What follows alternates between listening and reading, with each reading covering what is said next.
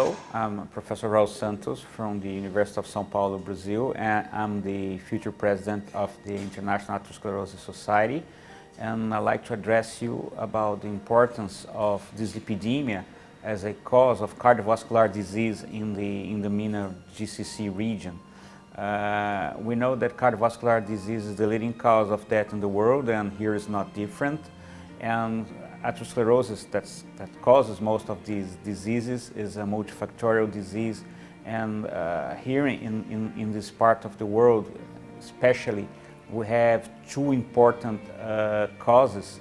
First is diabetes, because we have a big epidemics of obesity in the region, and the second probably is familial hypercholesterolemia because of the traditional consanguineous marriages. So basically we have to deal with two important risk factors that are associated with lipids, because diabetes not only is the glucose but also is associated with higher triglycerides, lower HDL cholesterol levels, increase in blood pressure, inflammation. And this is becoming even more frequent because we are getting more obese, and of course this is not only here but everywhere in the world, but especially here this is a serious problem. And the second association would be a pure cholesterol disease, that is FH. That is a disease that probably should affect 1 in 200 people, even more, especially within families where we have the consanguineous marriages and people who are born with very high LDL cholesterol levels, and since this very early exposure they develop cardiovascular disease very early.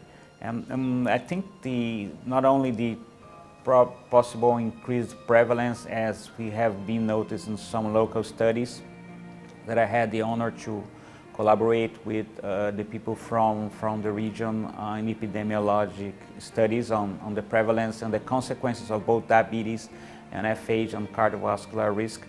But the thing is that unfortunately these diseases are underdiagnosed and undertreated. So even diabetes, that's very frequent, is not controlled adequately, the lipids are not controlled adequately, the blood pressure is not controlled adequately. So this is a real challenge that we have to deal.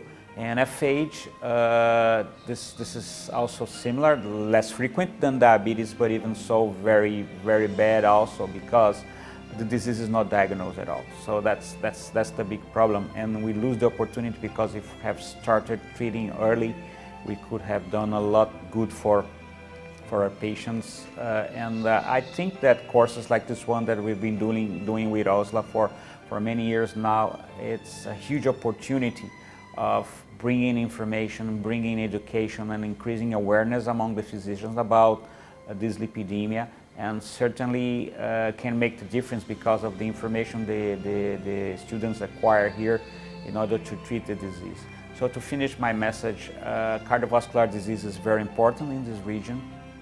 Unfortunately, there's a lot of undertreatment of important risk factors, but the good news is that increasing education, increasing awareness, we could really make the difference in the future, and certainly prevent early cardiovascular death and increase the quality of life of the population. Thank you very much.